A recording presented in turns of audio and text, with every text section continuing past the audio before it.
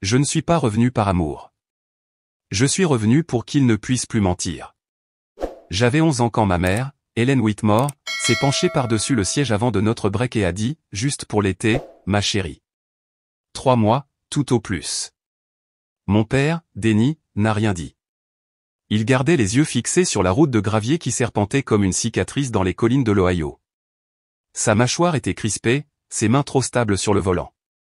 Ils m'ont déposé devant une ferme qui semblait ne pas avoir été peinte depuis les années 1960, 2 étages, un toit brun, une balancelle de Porsche de travers d'un côté. Ça sentait la sève de pin et les vieilles machines. Je me souviens du vent qui tirait sur mon manteau, du sac de sport qui me cisaillait l'épaule, et de la façon dont personne ne m'a regardé dans les yeux quand la porte d'entrée s'est ouverte. Walter Whitmore. Mon grand-père se tenait dans l'embrasure de la porte, vêtu d'une chemise en flanelle aux manches retroussées, une main agrippant le cadre comme s'il ne faisait pas non plus confiance au vent. Il n'était pas grand, mais il semblait solide, comme si la maison risquait de s'effondrer avant lui. Il a hoché la tête une fois et a dit, « Bon, tu ferais mieux d'entrer. » Hélène a embrassé le sommet de ma tête sans le toucher. Denny a fait un signe de la main sans expression. Je me suis retourné, m'attendant à au moins un regard en arrière. Il n'y en a eu aucun. Le break s'est éloigné, les pneus crissant sur le gravier jusqu'à ce que le son disparaisse. À l'intérieur, la maison craquait comme si elle avait des poumons. Le salon était sombre, rempli de livres empilés sous les pieds des meubles pour compenser l'inclinaison. Les murs étaient garnis d'étagères, de cadres poussiéreux et d'une horloge à coucou qui toussait chaque heure au lieu de carillonner. Walter ne m'a pas offert d'accolade. Il a pointé l'escalier du doigt et a dit, « Ta chambre est en haut. » C'est celle avec la vieille radio. Ce n'était pas grand-chose comme chambre, juste un lit de camp, un tapis usé jusqu'à la corde et une fenêtre qui donnait sur des champs si plats qu'ils ressemblaient au ciel. Mais sur la table de chevet se trouvait une lampe de poche et une petite serviette pliée. Quelqu'un n'avait anticipé. J'ai tenu cette lampe de poche comme une main. Cette première nuit, je suis resté allongé dans mon lit, mes chaussures encore aux pieds. Je n'arrêtais pas de m'imaginer qu'ils frapperaient à la porte, s'excuseraient, diraient qu'il y avait eu une erreur, qu'ils avaient fait demi-tour à la dernière station-service. J'ai fixé la fenêtre si longtemps que la lune a glissé sur la vitre comme un murmure, mais aucune lumière n'est descendue par l'allée. Aucune voix n'a appelé mon nom. Au matin, la serviette était toujours pliée. La maison était silencieuse, à l'exception d'une radio dans la cuisine qui jouait du vieux jazz à travers les parasites. Walter se tenait devant la cuisinière, retournant des pancakes avec une concentration mécanique. Il n'a pas demandé si j'avais bien dormi. Il a juste posé une assiette devant moi et a dit, « Mange. » Je n'ai pas demandé quand il reviendrait. Je ne pouvais pas. Qu'est-ce qui aurait fait le plus mal? Entendre bientôt ou ne rien entendre du tout? Walter ne posait pas de questions, et j'ai appris à ne pas offrir de réponse. Chaque matin, il se levait avant le soleil, le cliquetis des casseroles et le sifflement de la cafetière résonnant à travers les murs comme une horloge. Je suivais l'odeur de café brûlé jusqu'à la cuisine, où il se déplaçait avec la même précision que je verrais plus tard dans ses mains lorsqu'il réparait un fusible cassé ou reconstruisait un vieux carburateur. Le petit déjeuner était du pain grillé, toujours légèrement brûlé sur les bords. Parfois, il laissait 2 tranches, l'une presque noire, l'autre dorée, et je ne savais jamais si c'était par accident ou à dessein. Je prenais toujours la brûlée. Il ne s'asseyait jamais en face de moi. Il se tenait près de l'évier, sirotant dans une tasse ébréchée où l'on pouvait lire Whitmore Limbé, 1974, comme s'il avait déjà mangé ailleurs. Les seuls bruits étaient le tic-tac de l'horloge murale et le craquement occasionnel du plancher qui s'adaptait à la journée. Il ne me traitait pas comme une invitée, mais il ne me traitait pas non plus comme un dérangement. L'après-midi, je me promenais. La cour s'étendait en champs couleur de blé, bordée de clôtures rouillées et d'ornières de tracteurs. Il y avait une remise derrière la grange mi-atelier, mi-cimetière de machines oubliées. Walter y passait des heures, les manches retroussées, la graisse peignant ses avant-bras, une vieille radio à transistor murmurant les scores de baseball dans un coin. Un jour, je suis resté trop longtemps près de la porte. Il a levé les yeux, puis les a baissés sur la clé à douille dans sa main. « Tu veux essayer ?» a-t-il demandé. Je n'ai pas répondu, j'ai juste fait un pas en avant. Il m'a montré comment desserrer le boulon, comment tenir fermement. Mes mains étaient trop petites. J'ai laissé tomber la clé 2 fois, mais il n'a ni tressailli ni soupiré. Il a attendu. Quand le boulon a enfin tourné, il a souri. Juste une fois, mais c'était le genre de sourire qui se méritait. Nous n'en avons pas reparlé après. Il m'a juste tendu un chiffon pour essuyer la graisse et s'est remis au travail. Les soirées étaient silencieuses. Le dîner était simple, des pommes de terre bouillies, des haricots, parfois un pain de viande réchauffé d'un plat congelé. Nous mangions à table comme des collègues après une longue journée de travail. La radio jouait doucement en fond sonore des airs de big band ou des bulletins agricoles. La nuit, je restais éveillé à fixer les fissures du plafond comme des constellations. Parfois, je traçais des mots dans mon esprit, des phrases que je dirais s'il revenait un jour. Vous m'avez manqué. Est-ce que je vous ai manqué? Saviez-vous que je suis restée silencieuse pour être plus facile à oublier? Mais je ne les ai jamais dites à voix haute. Pas à Walter, ni à personne. À la place, j'ai commencé à laisser de petits mots sur l'établi de l'atelier, juste des gribouillis, chapeaux de graisseur desserrés, ou lames de scie qui glissent. Il ne les a jamais mentionnés. Mais le lendemain, ils étaient réparés. Il ne m'a pas félicité. Il ne m'a pas grondé. Mais la porte de la remise n'a plus jamais été fermée à clé. C'était fin octobre quand j'ai ouvert le mauvais tiroir. Je cherchais du ruban de masquage dans le vieux bureau en chêne niché près du mur du fond de l'atelier. La plupart des tiroirs contenaient ce à quoi on pouvait s'attendre, des écrous, des clous, des serviettes d'atelier pliées, une lampe de poche qui ne fonctionnait jamais. Mais l'un d'eux coinçait à l'ouverture. Je l'ai secoué pour le débloquer, et une chemise en manille en a glissé, avec mon nom écrit sur le dessus avec un stylo que j'ai reconnu comme étant celui de Walter. Je me suis figé. À l'intérieur, un document du tribunal de 2003, estampillé à l'encre noire et soigneusement agrafé au coin, renonciation volontaire aux droits parentaux. Hélène et Denny Whitmore. L'atmosphère a changé. L'atelier, toujours chaud de l'odeur de sueur et de graisse, a soudainement semblé stérile, distant. Mes mains tremblaient. Je l'ai relu. Mon nom, leur signature, la date. J'ai fait le calcul. J'avais à peine 14 ans. Pas de droit de visite, pas d'appel, pas de projet de réunification. Juste une conclusion.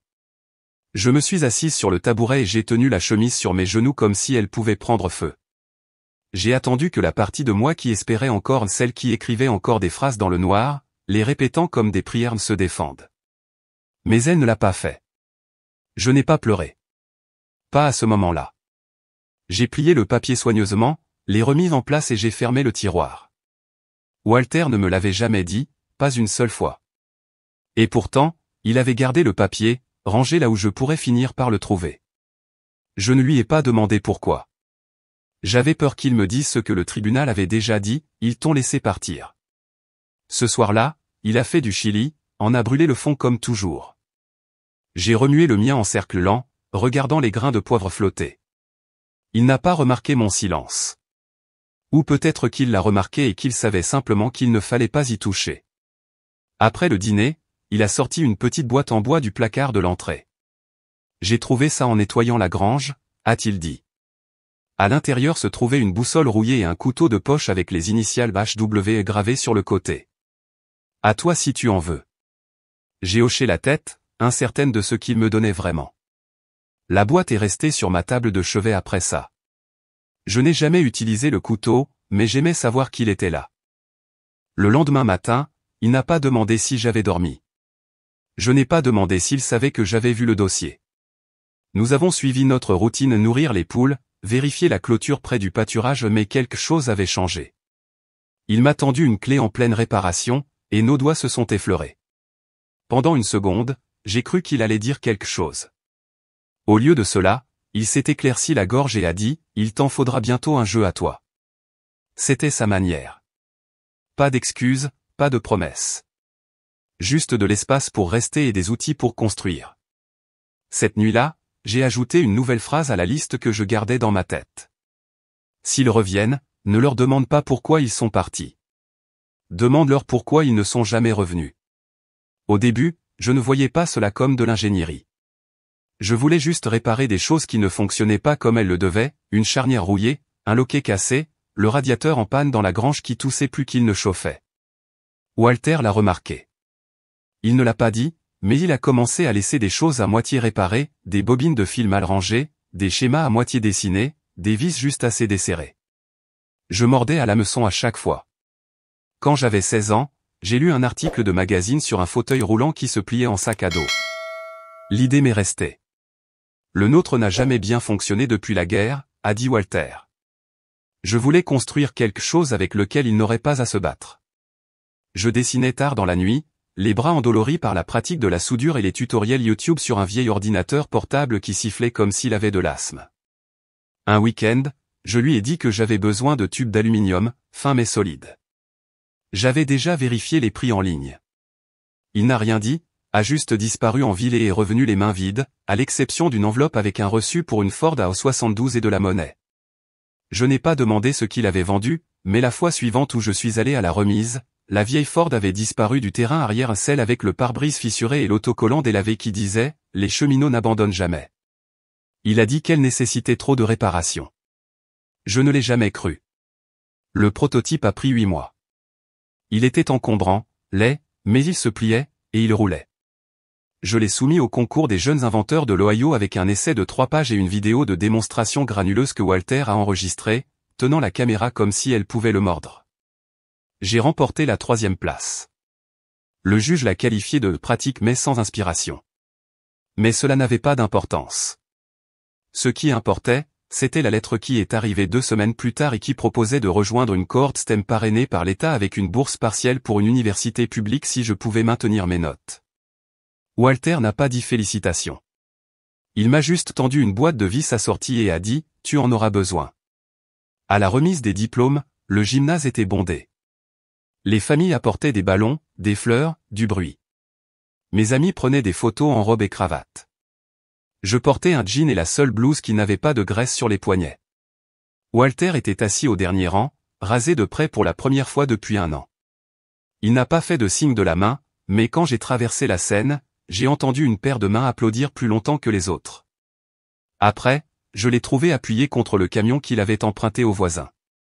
Il m'a tendu un sandwich emballé dans du papier ciré et a dit « Je me suis dit que tu aurais faim ». Nous sommes rentrés à la maison les fenêtres baissées. Le ciel était clair, l'air doux. Il n'a pas dit qu'il était fier. Il n'en avait pas besoin. Pour mon 25e anniversaire, Walter a fait des pancakes faits maison. La cuisine sentait le beurre noisette et les bords brûlés. Un disque tournait en fond sonore Benny Goodman, doux et crépitant. Il a posé une boîte emballée sur la table à côté de ma tasse de café. Pas de ruban, juste du papier ciré plié avec soin. À l'intérieur se trouvait une montre de poche en laiton, lourde, froide. Le dos était gravé de 2 mots, grâce en avant. Je les ai tracés avec mon pouce. Le couvercle s'est ouvert avec un déclic. Les aiguilles ne faisaient pas tic-tac, mais le cadran était propre, blanc et immobile. Je ne comprenais pas ce qui la rendait spéciale, mais je ne l'ai pas dit. J'ai seulement demandé, la tienne? Il a hoché la tête. Et maintenant, c'est la tienne. Il n'a pas donné plus d'explications, il a juste poussé le reste des pancakes dans mon assiette et m'a dit de manger avant qu'ils ne durcissent. J'ai porté la montre autour de mon cou ce jour-là, glissée sous ma chemise comme si elle avait besoin d'être près de quelque chose de chaud. Ce soir-là, nous avons regardé le coucher de soleil depuis le porche arrière. Il a allumé sa pipe. Je lui ai parlé d'un nouveau projet au travail, un dispositif de mobilité modulaire qu'il voulait que je dirige. Il a écouté sans m'interrompre. Puis il a dit, il était temps que quelqu'un voie ce que tu peux construire. Ce fut la dernière chose qu'il m'ait jamais dite. Le lendemain matin, la cuisine était silencieuse. Pas d'odeur de café, pas de bourdonnement de la radio. Ses bottes étaient près de la porte, les lacets encore noués. Je l'ai trouvé dans sa chambre, allongé sur le dessus du couvre-lit qu'il avait depuis que j'étais enfant. Une main reposait sur sa poitrine, l'autre ouverte comme s'il avait eu l'intention d'attraper quelque chose. J'ai touché son bras. Froid. Je ne me souviens pas avoir appelé l'ambulance ou les voisins qui sont venus se tenir dans l'embrasure de la porte, chapeau pressé contre leur poitrine, offrant des condoléances qu'ils ne savaient pas comment exprimer. Ce dont je me souviens, c'est d'être assise au bord du porche, la montre serrée dans mon poing, écoutant le vent bruire dans les arbres. Il avait été le seul à être resté, le seul à ne jamais m'avoir demandé d'être quelqu'un d'autre ou quelqu'un de plus facile à quitter. La maison a résonné cette semaine-là. Chaque recoin semblait trop silencieux. La lumière de la grange vacillait même lorsque je remplaçais l'ampoule. Je m'attendais à moitié à ce qu'il passe la porte, en marmonnant à propos de la tension ou d'un mauvais câblage. Mais il ne l'a pas fait. J'ai accroché la montre à un clou au-dessus de l'évier. Elle ne faisait pas tic-tac, mais je la regardais chaque matin comme si elle pouvait le faire. Les bancs de l'église se sont remplis lentement ce matin-là. Des fermiers en chemise de flanelle repassaient, des ingénieurs à la retraite en cravate délavée, des femmes qui avaient cuisiné des gratins en silence pendant des années. Pas de fleurs. Walter n'avait jamais aimé les chichis. J'étais assise au deuxième rang, juste derrière le cercueil, les mains jointes sur mes genoux comme si je tenais quelque chose de délicat que je ne voulais pas laisser tomber. Au milieu du service, la porte s'est ouverte derrière moi. Je me suis retourné, par instinct plus que par curiosité. Hélène et Denny. Je n'avais pas vu leur visage depuis 14 ans, mais d'une certaine manière, je les ai reconnus avant de les reconnaître. La façon dont l'écharpe de ma mère était nouée juste comme il faut. La façon dont l'expression de mon père oscillait entre patience et calcul. Ils ont descendu l'allée centrale comme s'ils étaient à leur place. Les talons d'Hélène claquaient. Denny a fait un signe de tête à quelques étrangers. Ils se sont glissés sur le premier banc comme si de rien n'était, comme si ce n'était qu'un autre chapitre d'une histoire qu'ils étaient encore en train d'écrire. Après le dernier cantique, Hélène s'est retournée et a croisé mon regard. Elle s'est levée et a ouvert les bras. « Oh, Ruth !» a-t-elle murmuré, me serrant dans ses bras avant que je puisse bouger. « Tu as tellement grandi. Tu m'as manqué. » Je n'ai pas rendu le geste. Mes bras sont restés le long de mon corps, raides comme des piquets de clôture. Elle sentait le lilas et l'argent. Denny a offert une poignée de main, puis m'a attiré près de lui pour une étreinte à un bras. « Je ne savais pas que vous veniez, ai-je dit d'un ton plat. Les yeux d'Hélène ont brillé. Bien sûr que nous sommes venus. Nous étions dévastés quand nous l'avons appris. Walter comptait tellement pour nous. Je n'ai pas dit ce que je voulais dire, que Walter n'avait jamais prononcé leur nom, pas une seule fois. Dehors, à l'ombre des sycomores, ils m'ont conduite vers le parking, loin des voisins offrant de la salade de pommes de terre et des souvenirs polis. Nous devrions nous rattraper, a dit Hélène. Parler de tout ce que Walter a laissé derrière lui. Voilà. Je me suis arrêté de marcher. Pourquoi êtes-vous ici, exactement, ai-je demandé. Le sourire de Denny était crispé. Pour aider. C'est beaucoup à gérer. La ferme, la maison, les actifs. Tu es jeune. Tu ne devrais pas avoir à faire ça seule. Hélène a posé une main manucurée sur mon bras. Nous voulons redevenir une famille, a-t-elle dit doucement. C'est ce que Walter aurait voulu. Je me suis dégagé. Vous avez renoncé à moi, ai-je dit. Je n'étais pas un secret. J'étais un fardeau. Vous ne m'avez pas perdu. Vous m'avez abandonné. Le sourire d'Hélène a eu un soubresaut. Ce n'est pas juste, Ruth. Non, ai-je dit. Ce n'est pas juste. Denny s'est avancé, la voix calme. Ne laisse pas l'amertume entraver le sens pratique. Il a laissé beaucoup de choses derrière lui. Cela nous concerne tous. Je les ai regardés, bien habillés, leur discours préparé, pensant déjà en signe de $. Il n'est même pas encore en terre, ai-je dit, et vous êtes déjà en train de tourner autour. Ils ont cligné des yeux. Mais je n'ai pas attendu de réponse. J'ai fait demi-tour et je suis retourné vers l'église, vers les gens qui étaient venus bien avant que l'argent n'entre en jeu. Le bureau de l'avocate sentait le vieux cuir et l'encre fraîche d'imprimante, les murs étaient tapissés de diplômes. Une fenêtre derrière le bureau donnait sur la rivière, l'eau grise et basse. Elle s'appelait Margaret Blake. Fin de la soixantaine, blazer chic, des cheveux comme de la laine d'acier tirée en chignon. Elle ne souriait pas beaucoup. J'aimais ça. Hélène et Denny étaient déjà assis quand je suis arrivé. Margaret n'a pas offert de banalité, elle m'a juste fait signe de m'asseoir. Cela ne prendra pas longtemps, a-t-elle dit en ouvrant un dossier. J'ai jeté un coup d'œil à mes parents. Hélène a croisé les mains sagement sur ses genoux. Denny s'est penché en arrière comme si c'était la routine. Margaret s'est éclairci la gorge. La succession de Walter C. Whitmore a été légalement transférée dans son intégralité à Ruth A. Whitmore, sa petite-fille et pupille légale. Elle a fait une pause. La tension dans la pièce a monté. Hélène a rompu le silence. Ce n'est pas possible. Walter n'a jamais discuté de tout cela avec nous. Margaret n'a pas scié. Il n'en avait pas besoin. Vous avez renoncé à la tutelle en 2009. J'ai les documents. Elle a sorti un formulaire signé. Encre noire, date claire. La bouche de Denny a eu un tic. On nous avait conseillé de le faire à l'époque pour la stabilité de Ruth. Margaret a continué. La succession de Walter comprend la ferme, 4 parcelles de terrain environnantes, 2 brevets en cours d'utilisation et des parts majoritaires dans Whitmore Solutions, Incorporated. Valeur totale, un peu plus de 92 millions de dollars. Je me suis agrippé aux accoudoirs de la chaise. Le chiffre ne m'a pas frappé. Je n'ai entendu qu'un seul mot, Walter. Hélène s'est penchée en avant, la voix chaleureuse. Ma chérie, avec ce genre de responsabilité, tu auras besoin de conseils. De soutien. Nous pouvons t'aider. Margaret a levé une main. Monsieur Whitmore avait anticipé cela. Elle a ouvert une petite mallette noire et a sorti un scanner. Puis-je voir la montre? J'ai hésité, puis je l'ai retirée de mon cou et l'ai posée sur le bureau.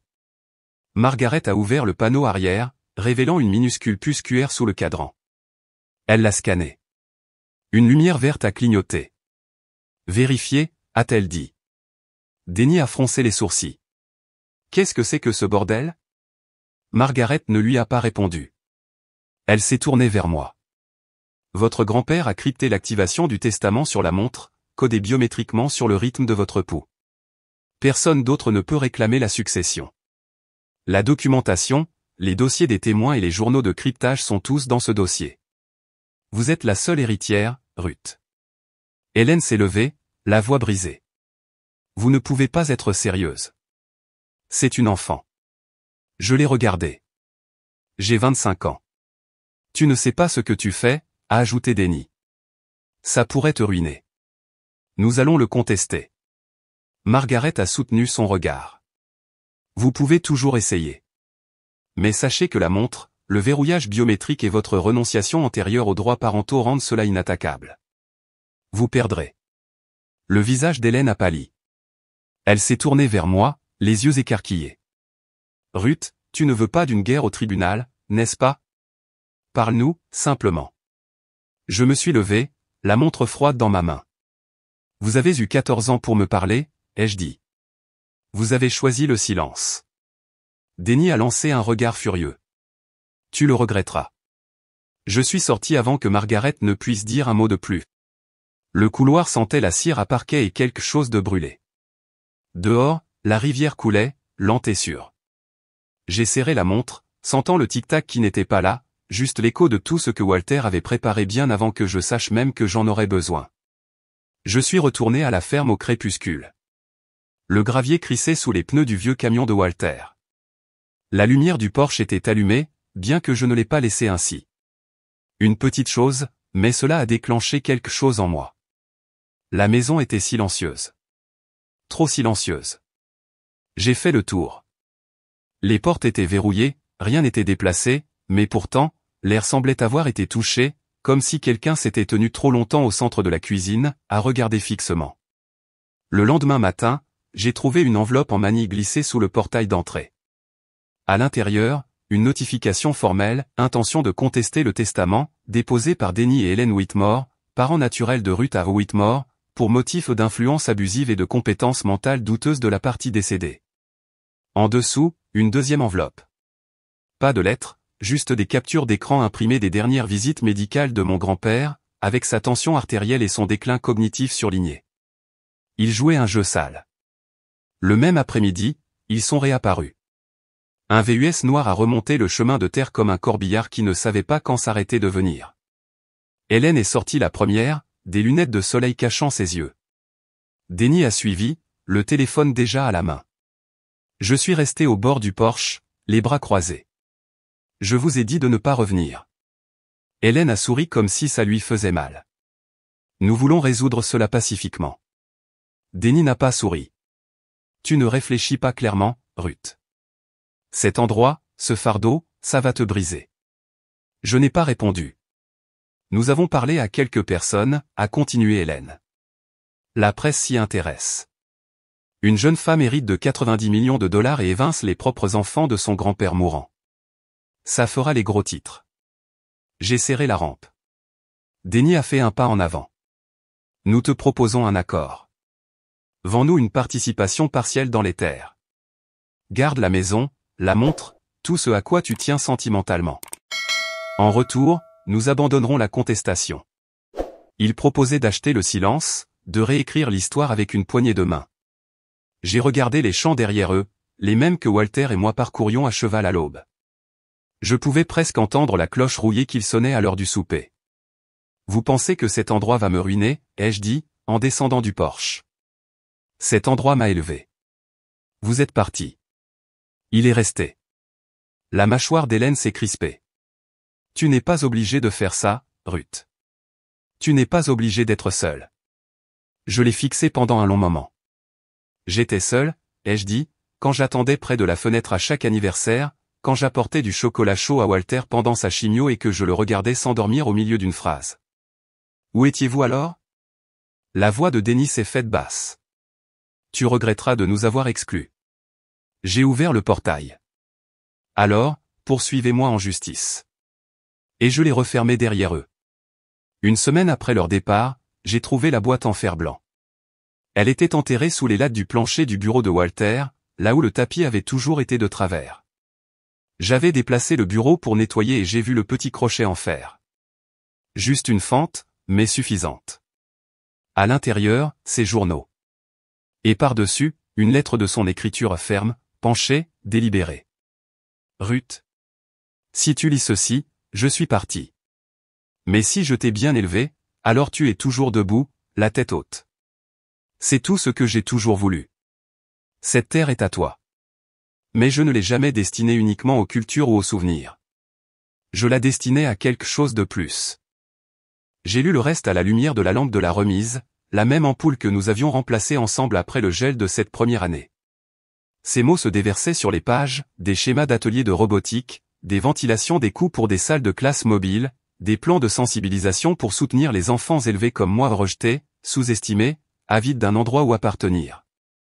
Il appelait ça le cercle Whitmore. Pas une œuvre de charité, une fondation. Où des enfants comme moi pourraient venir construire, échouer, et reconstruire avec dignité. Je suis resté dans la remise jusqu'au matin, entouré de plans et de poussière. Quand le soleil s'est levé, j'ai appelé Margaret Blake. Elle a écouté en silence, puis a dit, il m'avait dit que tu le trouverais. À l'automne, j'avais transformé la vieille grange à matériel en premier laboratoire prototype, embauché un ingénieur à la retraite d'Eugène et commandé des pièces en vrac. Margaret a aidé à remplir les papiers pour l'organisation à but non lucratif. Mes journées se sont de nouveau remplies de voix pas celles de Walter, mais les rires nerveux d'enfants assemblant leur premier circuit, faisant sauter des fusibles, applaudissant quand les lumières se sont mises à clignoter. La première fille à terminer un projet s'appelait Claire, 11 ans, en famille d'accueil depuis l'âge de 5 ans. Elle a construit un bras robotique qui versait de l'eau dans une tasse. Elle a demandé si elle pouvait le garder. J'ai dit non. Elle a pleuré. Puis je lui ai donné le fer à souder et j'ai dit, construisons un meilleur. C'est ce qu'elle a fait. Certains soirs, je m'assois encore sur le porche avec la montre autour du cou, à l'écoute de sons que je sais ne reviendront pas, le poids des bottes de Walter dans les escaliers, le grattement de sa chaise sur le sol de la cuisine. Mais ensuite, je vois Claire poursuivre un autre élève à travers le champ. Je vois les lumières vaciller dans le laboratoire. Je ressens le pouls de quelque chose de plus que du chagrin. Ils ont appelé ça un héritage. Mais ce qu'il m'a vraiment laissé, c'est une raison d'être. C'était presque Thanksgiving quand ils sont revenus. Je balayais les feuilles du porche. Le vent était mordant, et le ciel était lourd et gris. J'ai vu le même VUS noir s'approcher, plus lentement cette fois, les pneus crissant sur le gravier comme s'il ne voulait pas arriver. Hélène est sortie seule. Pas de lunettes de soleil, pas de bijoux, juste un manteau beige et des yeux qui semblaient plus petits que dans mes souvenirs. Je n'ai pas bougé des marches. Salut, a-t-elle dit. Le silence s'est étiré. Je ne suis pas là pour me battre, a-t-elle ajouté. Juste pour voir. Elle a regardé autour d'elle, ses yeux balayant le laboratoire, le panneau qui disait le cercle Whitmore, et le groupe d'enfants qui couraient vers la grange avec des fils dans les bras. J'ai lu ça dans les journaux, a-t-elle dit, sa voix à peine plus forte que le vent. Je ne savais pas que tu en ferais vraiment quelque chose. Je n'ai pas répondu. Elle s'est avancée mais s'est arrêtée au portail du porche, les mains serrées. Tu as toujours été comme lui. Même quand tu étais petite. Cela a touché une corde sensible. Mais j'ai gardé ma voix égale. Vous n'êtes pas venu pour dire ça. Hélène a secoué la tête. Non. Je suis venu pour dire que je suis désolé. Pour tout. Nous avions peur, Ruth. Et nous étions égoïstes. Mais surtout, nous avions peur. Une rafale a soulevé les dernières feuilles du sol. Elle a tressailli alors qu'elle tourbillonnait autour de ses bottes. Je ne demande pas le pardon, a-t-elle continué.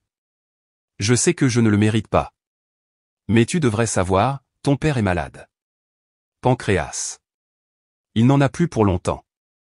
J'ai hoché la tête une fois. Aucun mot n'est venu. Elle m'a regardé pendant un long moment. Tu n'es pas obligé de venir. Je ne t'en voudrais pas. Je l'ai regardé retourner à la voiture, ses pas plus lents, les épaules voûtées comme si le vent avait finalement eu raison d'elle. La voiture s'est éloignée sans un bruit. Ce soir-là, j'étais assise seule dans la remise, le fer à souder encore chaud dans ma main. Dehors, le vent hurlait, et à l'intérieur, la bague à mon doigt a capté la lumière. Héritage. Il n'avait pas besoin d'être bruyant au final, seulement vrai. Il y a une pièce au-dessus de la grange, un étroit grenier en bois que Walter utilisait autrefois pour stocker des outils cassés et du fil de rechange. Maintenant, il y a un bureau, une bouilloire et une fenêtre qui surplombent toute la vallée. Je viens ici parfois après que les enfants sont rentrés chez eux, quand le vent se glisse à travers les volets, et que le chant en contrebas respire doucement sous le clair de lune. Ce soir, je me suis assise avec mon journal ouvert, non pas pour écrire, mais pour sentir le poids du silence entre les pages. La bague reposait sur mon bureau. Je l'ai tournée lentement, en traçant le mot. Héritage. Walter a construit cela avec des mains calleuses et une patience tranquille.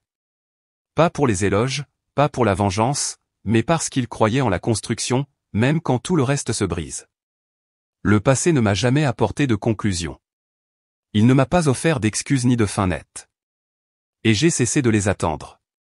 Mais il m'a donné autre chose, un point de départ. Claire prendra la relève du programme de robotique l'année prochaine. Elle en forme 2 autres pour encadrer la nouvelle classe. Je vois des fragments de moi en eux nerveux, têtus, brillants. Parfois, je me demande s'il me voit comme je voyais Walter autrefois. Et si c'est le cas, j'espère qu'ils n'apprendront jamais trop vite à quel point il est lourd de porter l'espoir de quelqu'un d'autre. Mais je le porterai jusqu'à ce qu'il soit temps de passer la bague. Quand j'ai fermé la remise à clé ce soir-là, l'air était plus froid, le ciel plus silencieux, mais les lumières du laboratoire brûlaient encore.